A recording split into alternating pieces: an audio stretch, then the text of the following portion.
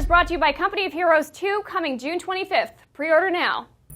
What's up, everybody? Welcome to your Rewind Theater for The Order 1886. I'm Greg Miller alongside the Pride of Long Island, Colin Moriarty. Holy jeez, I want to lick him. Holy jeez, I want to lick this Sony Santa Monica / Ready at Dawn project. Colin, explain to me why this is a cool union. Well, so Santa Monica and Ready at Dawn have been working with each other for a long time. Ready at Dawn did the PSP God of War games. Ghost of Sparta, Chains of Olympus, some of the best God of War games. Yeah, and they're the most critically acclaimed PSP games of really of all time. Yeah. And no one knew that Ready at Dawn had this in them, Greg. They've been working on this since 2010, Colin. The Order 1886. I'm off full of words, if you ask me. Yeah, so this is basically Ready at Dawn's project. Santa Monica is probably helping them produce it, let them understand the hardware a little bit better. Sure, of course. Yeah, this is their PlayStation 4 thing. You're making a big jump there. You want to be on the ball here. You're going to see it's a bit crazy, Colin.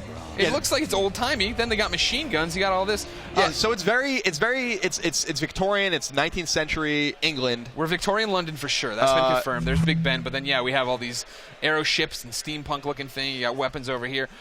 What we do know is that you're playing as a male and female duo. These two right here, you'd imagine they're along the ride. And what's happening, basically, Colin, is that this is an alternate universe in which the Industrial Revolution came about as an effect to win a continuous war, a centuries-old war against inhuman enemies. So you got to get these guns up. It sounds realistic, Greg. Yeah, you love alternate versions. I do, and I love the Industrial Revolution. Such a fascinating time, such a paradigm shift for humanity, for civilization, and to set a story like this, a steampunk story, really a different aesthetic, a dark aesthetic, is really cool because of course there is a darkness to the beginning of Industrial Revolution. Just the coal, the smoke, like the smog, the pollution. It was all new. Yeah. Now this trailer, of course, it's in engine. Rendered in real time, so they're not pulling any tricks here, Colin. But, we pointed out Big Ben there. We pointed out Victorian. What's Whitechapel? They're riding into Whitechapel. So Whitechapel's a part of London. It's and it's most famous, really. Most people would know it is because that's where the Jack the Ripper murders happened in the 1880s. Now, this is significant because it just adds a little bit of a je ne sais quoi, Greg, to a little bit of a fear. Maybe Jack the Ripper has something to do with this game. Who knows? It's interesting you say that. It's because we learned on the PlayStation blog, alternate versions of real-world historical figures will be around to help you. Nobody's confirmed yet, though. We got some of the Scotland Yard bobbies there. Yeah, the bobbies with the nightsticks. Kevin McDonald's ancestor. Yeah, it's me, Kevin McDonald's grandfather. No doubt about it. Gonna stop some monsters, am I?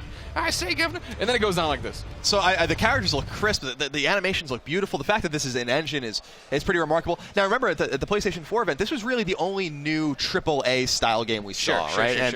And it was exciting. And this has been rumored for a long time. The Order 1886 has been rumored for quite some time because of trademark filings. So we all, what's interesting too, Greg, we kind of should have mentioned at the beginning is Ready at Dawn and Santa Monica are doing this. Everyone thought this was Guerrilla's game. Yeah, so who the hell knows what they're working anymore. Now watch this. I didn't catch this in the trailer that this dude just gets freaking owned. Like, I knew he disappeared or whatever, right? But they're like, oh, man, something's happening out there. Boom. They climb out here, and then the guy's gone. His helmet's on the ground. Like, holy jeez. Come on, man. Be nice. But they got all these crazy weapons. You got that destroyed thing. You find his little hat here, and then these Victorian London people start using radios to talk to each other. It's so a cool idea. It's really cool. And this, we mentioned when we talk about Infamous and the presentation values, almost Naughty Dog presentation values. When they get out of the carriage, it almost looks like the camera pull back a little bit like you would see in Uncharted or The Last of Us, where it really seamlessly goes from cutscene to in-game. Totally. And so this is clearly, I think, going to be a third-person game. Yeah, I hope so. All right, Colin, let's jump a little bit ahead here. Okay. Scrub around like Fierce this. firefight? Yeah, there's a whole bunch. We haven't actually seen the enemies, right? So that guy gets owned, they climb out, and he's like, we've made contact. And then they start coming. These guys start coming out of the woodwork here. This one's moving quickly, but then a lot of them seem to be a little bit slower, more lumbering. Maybe that was the injured one. We don't know if they're zombies. Are they vampires? You got them all over here. They're lumbering towards you, though. They look a little bit like Chimera. Yeah, maybe this oh is... my God, could it be? That's what I originally put out Steampunk Resistance on Twitter when this started to go. Could it be that the Tunguska event wasn't the Chimera? It wasn't their first time here, yeah. This is alternate history again. So you're taking alternate history and re-altering it to be now the Order 1886. So does that make a real history then? I think so. Cancel each other out? Yeah, exactly. I can't have a double negative. But yeah, steampunk lightning gun there. That's pretty cool. It's really cool. This game really, the aesthetic of this game just looks really, really fascinating. I don't think...